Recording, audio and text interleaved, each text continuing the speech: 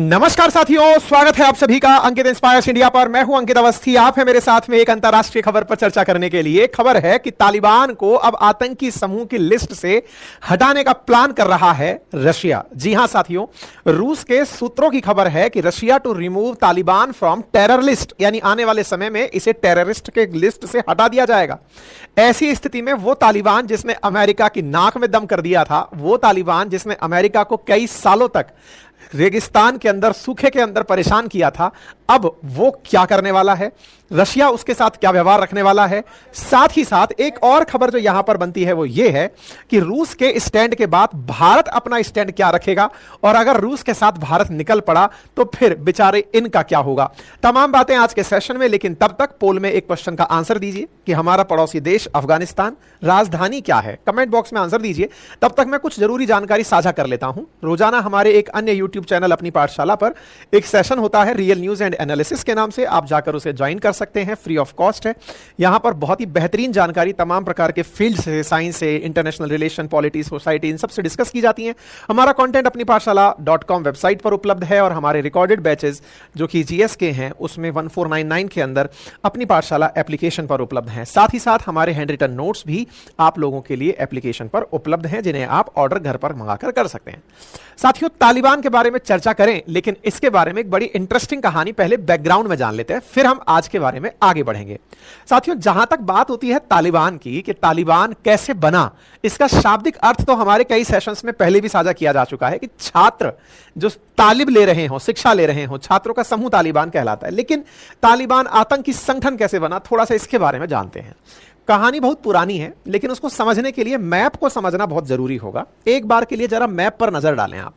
जब आप मैप को नजर डालते हैं तो आपको एक चीज दिखाई देती है कि पाकिस्तान के साथ कनेक्टेड उत्तर में अफगानिस्तान दिखाई पड़ता है। तो देखिए, ये रहा अफगानिस्तान।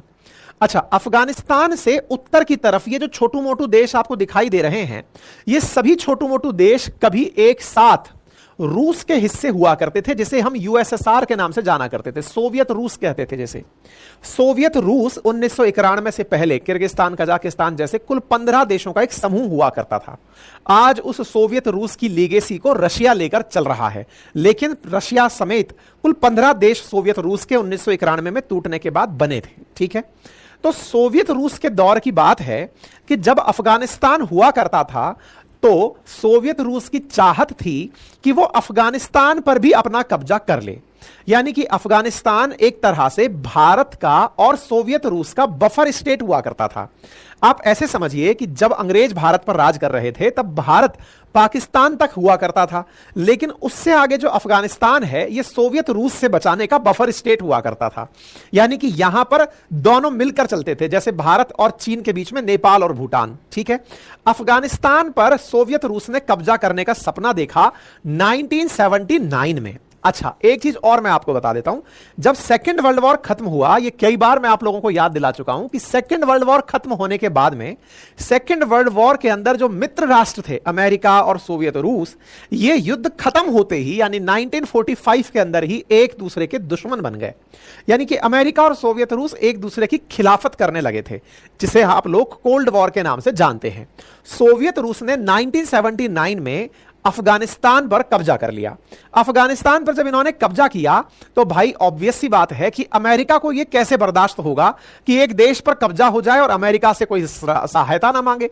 तो अमेरिका ने अफगानिस्तान के लोगों को मुजाहिदीन बनाया, उन्हें लड़ाका बनाया और उन्हें पाकिस्तान में ट्रेनिंग दिलवाई। अब जरा इसको इस तरह से देखिए, अफगानिस्तान के दक्षिण में पाकिस्तान है, पाकिस्तान के अंदर अफगानिस्तान के लड़कों को ट्रेनिंग दिलवाई गई, आधुनिक हथियार दिए गए, इवन ट्रेनिंग के लिए अमेरिका तक ले जाया गया, उन्हें वीजा दिया गया, पूरी तरह से अमेरिकी टेक्नोलॉजी से उन्हें लैस किया गया। 1979 से लेकर 89 के बीच में घमासान युद्ध चला, और घमासान युद्ध के बाद में तालिबान के अंदर, अच्छा एक और इंटरेस्टिंग बात कि यहां पर जब घमासान युद्ध चल रहा था तब अमेरिका द्वारा ट्रेनिंग प्राप्त जो लड़ाके थे वो छात्र प्रमुखता से थे, यानी कि वो पहले से ही अफगानिस्तान के कॉलेजेस में, यूनिवर्सिटीज में, मदरसों में पढ़ रहे थे। छात्रों को ट्रेनिंग दी जा रही थी सोवियत रूस से लड़ने की। तो सोवियत रूस से लड़ने की ट्रेनिंग जो अमेरिका ने दी, वो अमेरिकी ट्रेनिंग तालिबान के बहुत काम आई और उस ट्रेनिंग को पाकर उन्होंने सोवियत रूस को यहां से भगा दिया। 1989 में सोवियत रूस अफगानिस्तान छोड़कर चला गया और यहां पर तालिबान ने अपना परचम लहराया। इसी बीच में इस पूरी क्रांति का या तालिबान का एक लीडर हुआ करता था मुल्ला उमर। असल में वो नाम था उमर, लेकिन वो अफगानिस्तान से सोवियत रूस के चले जाने के बाद लोगों को मदरसे में जाकर शिक्षा देने लगा, तो उसे मुल्ला उमर के नाम से जाना गया। एक युद्ध में अपनी आंख गंवा दिया था, इसलिए वो थोड़ा सा पट्टी बांधकर भी रहा करता था। कई फिल्मों में आपने उसकी फोटोज देखी होंगी। तो मुल्ला उमर तालिबान का लीडर बनकर निकला। 1991 में सोवियत रूस खुद ही टूट गया। सोवियत रूस के कई टुकड़े बन गए, 15 देश के अंदर वो टूट गया। अब अफगानिस्तान अकेला था। तालिबान यहां पर अपने शासन के प्रभुत्व को जमा रहा था, यानी कि अब तक जो अफगानिस्तान के अंदर छोटे छोटे ग्रुप बने थे जिन्होंने सोवियत रूस को भगाया था, उनमें सबसे पावरफुल ग्रुप के रूप में तालिबान निकल कर आया और 1991 में उसने अफगानिस्तान में शासन कर लिया, शासन शुरू कर दिया। अच्छा, गांधी जी एक बहुत अच्छी बात कहे थे जब भारत का स्वतंत्रता संग्राम चला रहे थे। उन्होंने एक ही बात सबको सिखाई थी कि यदि आजादी प्राप्त करनी है तो मुझे अहिंसा से करनी है। उसके पीछे का बहुत बड़ा कारण था कि अगर हिंसा से आजादी प्राप्त कर ली तो आज तो हम अंग्रेजों को भगा रहे हैं, कल हम अपनों को हिंसा से भगाने लगेंगे, जो अफगानिस्तान में, पाकिस्तान में आए दिन आप देखने लगते हैं। अफगानिस्तान ने जिस प्रकार सोवियत रूस को हिंसा से दूर भगाया, अब ये लड़ाके हिंसा प्रेमी हो गए थे। हिंसा प्रेमी हो गए अर्थात सोवियत रूस लड़ने के लिए बचा नहीं, तो अब ये लड़े किससे? पाकिस्तान से ट्रेनिंग लेकर आए थे और बाकी सब तरफ इन्हीं के भाई लोग रहा करते थे। ऐसी स्थिति में इन्होंने अमेरिका के ऊपर ही प्रयोग करने शुरू किए। ये भस्मासुर सी वाली कहानी हो गई कि भस्मासुर जिन भगवान ने ट्रेनिंग दी थी उन्हीं के ऊपर हाथ रखने चला था। एग्जैक्टली यहां पर भी इस अफगानिस्तान के तालिबान ने अपने यहां पर अलकायदा को शरण देना शुरू किया। अलकायदा एक आतंकी संगठन था जिसमें ओसामा बिन लादेन नाम का आतंकी हुआ करता था। वो अपना प्रभाव जमाने के लिए 2001 के अंदर सितंबर 11 को जाकर अमेरिका पर ही हमला बोल दिया। यानी 1991 से लेकर 2001 के बीच में ठीक ठाक शासन तालिबान ने अफगानिस्तान में चलाया। ठीक ठाक मैं इसलिए कह रहा हूं कि उस दौर में ये लोग बस मरे जा रहे थे कि किस पर चलाएं वेपन, मजा ही नहीं आ रहा है। तो ऐसी स्थिति में इन्होंने महिलाओं के ऊपर खूब यातनाएं की, महिलाओं की शिक्षा रोक दी, पुरुषों के बिना महिलाओं का निकलना प्रतिबंधित कर दिया, कंप्लीट मॉडर्नाइजेशन ब्लॉक कर दिया, पश्चिम को अनफॉलो कर दिया, जिस अमेरिका ने ट्रेनिंग दी थी उसी के खिलाफत कर दी। सब चल रहा था, लेकिन अति सर्वत्र वर्जते अलकायदा को सपोर्ट करने के चलते अलकायदा ने अमेरिका पर जैसे बमाका धमाका किया और ओसामा बिन लादेन तालिबान में आकर शरण पाया। बस कहानी बस उस दिन के बाद से बदल गई। कहानी क्या हुई? तो साहब तालिबान के अंदर अमेरिका ने अपनी तरफ से हमला बोल दिया अफगानिस्तान में। कब बोला? अक्टूबर 2001 के अंदर कि भाई तुमने अपने यहां पर रह रहे अलकायदा से हमारे ऊपर हमला करवाया है, मेरी बिल्ली मुझको ही म्याऊ। तो अमेरिका अलकायदा को मारने आई, लेकिन जो अमेरिका से ही ट्रेनिंग ले चुके लड़ाके थे वो अमेरिका की सारी वॉर टैक्टिक्स जानते थे। अर्थात वो ये जानते थे कि अमेरिका हमारा कुछ नहीं बिगाड़ पाएगा, क्योंकि अफगानिस्तान का जो टेरेन है वो बड़ा ही डिफिकल्ट है। पहाड़ी क्षेत्र हैं, कई जगह मतलब उबड़ खाबड़ जगह हैं, तो यहां गुरिल्ला वार टैक्टिक्स अपना करके अफगान के अंदर तालिबानी लड़ाके हमला किया करते थे। अमेरिका हवाई जहाज से गोले बरसाए, लेकिन ये लोग पहाड़ों की तलहटी में गुफा बनाकर रह जाएं। लंबे समय तक छुपा छुपी चलती रही। फाइनली जब ओसामा बिन लादेन मरा, तब जाकर के अफगानिस्तान के अंदर थोड़ी सी अमेरिकी शांति आई। यानी अमेरिका ने कहा कि अब हम तुम्हें नहीं मारेंगे। लेकिन तब तक वर्ष 2011 तक अमेरिका लगभग 1.25 लाख से ज्यादा अफगानिस्तान के अंदर अपने सैनिक बिठा चुका था। इतनी बड़ी सेना कि अमेरिका के अंदर अमेरिकी सैनिकों की डिमांड होने लगी कि यार आप लोगों ने अफगानिस्तान में सेना क्यों भेज रखी है, उसे वापस बुलाइए। अमेरिका के अंदर लोगों ने चुनाव के अंदर मुद्दा बनाना शुरू किया कि हमारे 1.25 लाख सैनिक अफगानिस्तान में क्या कर रहे हैं। 2001 से लेकर 2020 के बीच में अमेरिका के 1.25 लाख सैनिक एनी टाइम अफगानिस्तान में टिके रहे। इस पूरी टिकावट के अंदर अमेरिका में अमेरिकी सरकारों का विरोध होना शुरू हुआ कि अरे उन लड़ाकों को वापस बुलाओ, ओसामा बिन लादेन मर गया। 2016 के अंदर, यानी थोड़ा सा उससे पहले ही हो गया था, अमेरिका ने सत्ता का हस्तांतरण अफगानिस्तान के अंदर करना शुरू किया। अफगानिस्तान के अंदर जब इन्होंने शुरू किया तो पहले हाफिज करदई, क्या नाम है उनका, उनको सरकार सौंपी थी।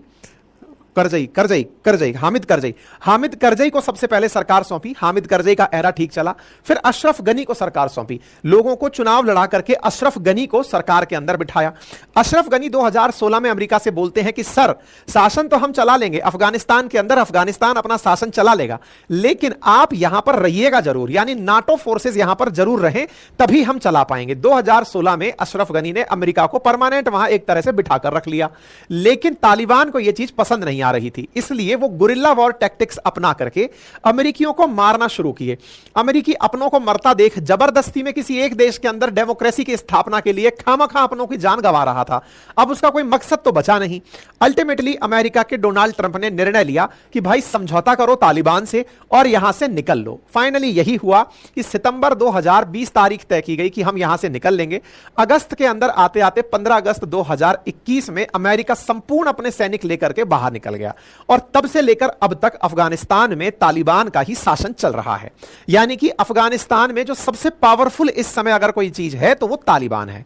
स्थितियां फिर से समझिए, जहां 1991 से लेकर 2001 के बीच में तालिबान का शासन था, 2021 से लेकर 2024 के बीच में अभी भी तालिबान का ही शासन है। तालिबान पहले भी था, तालिबान अभी भी है। अब मुद्दा यह है कि जिस सोवियत रूस ने अमेरिका के चलते बेइज्जती पाई थी, अब वो तालिबान को वापस से उकसाकर अमेरिका के खिलाफ करने में पूरी मदद करेगा।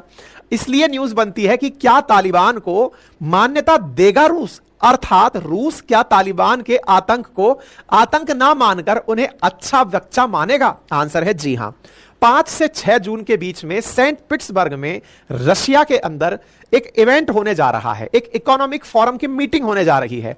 रूस की तरफ से तालिबान को इनविटेशन भेजा गया है कि आइए टेबल पर बैठते हैं, आपने जो हमारे साथ किया अब वो आप अमेरिका के साथ भी कर चुके, इसलिए ये चीज न्यूट्रल हो गई, अब चलिए व्यापार करते हैं। ऐसी स्थिति में तालिबान को इनवाइट किया गया है अमेरिका के अंदर, सेंट पीटर्सबर्ग रशिया के अंदर, और माना जा रहा है कि वहीं पर टेबल पर बिठाकर कहा जाएगा कि चलिए आज से आप आतंकी संगठन नहीं बचे। इसका प्रमाण कजाकिस्तान ने हाल ही के अंदर तालिबान को अपने यहां से एक टेररिस्ट के रूप में जो उसकी मान्यता थी उसको हटा दिया है, यानी कि टेररिस्ट मानने से उसको इनकार कर दिया। ये पूरी कहानी जो मैंने बताई ये सारी लिखित में मैंने आपको विद फैक्ट्स एंड फिगर्स यहां पर दे दी है। अब सवाल ये बनता है कि इंडिया का क्या स्टैंड होगा। रशिया जो कर रहा है वो तो अपने आप से समझ में आ गया कि उसने उसको बुला लिया और बुलाकर कह दिया।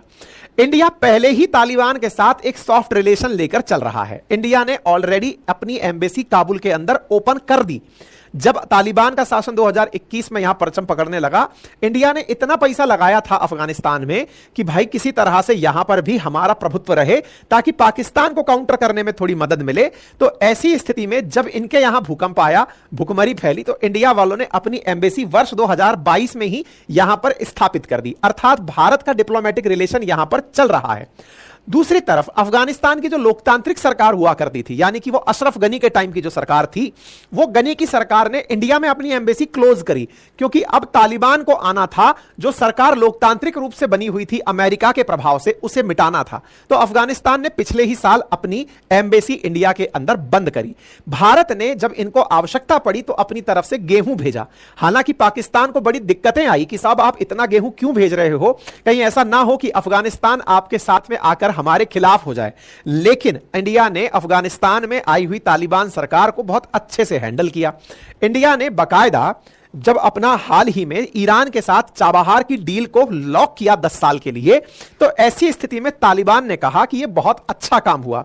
यानी तालिबान ने हमें इस चीज की बधाई दी कि जब चाबहार पोर्ट से होकर के इंडिया ईरान संबंध रहेंगे तो आने वाले समय में गारलैंड हाईवे के माध्यम से हमें भी आने वाले समय में इंडिया से सामान सीधा मिल जाएगा। यानी कि तालिबान इस उम्मीद में है कि जैसे ही इंडिया ईरान रिलेशन चालू होंगे, इंडिया और अफगानिस्तान के बीच में बढ़िया व्यापार चलने लगेगा। हालांकि अमेरिका इस पूरी स्थिति से बहुत ही हतप्रद है और वो भारत को धमका भी रहा है कि आप पर हम सैंक्शन लगा देंगे। लेकिन तालिबान कह रहा है कि अच्छा हुआ कि तालिबान इंडिया और ईरान के बीच में चाबहार पोर्ट की डील हो गई है, यह हमारे लिए अच्छा है।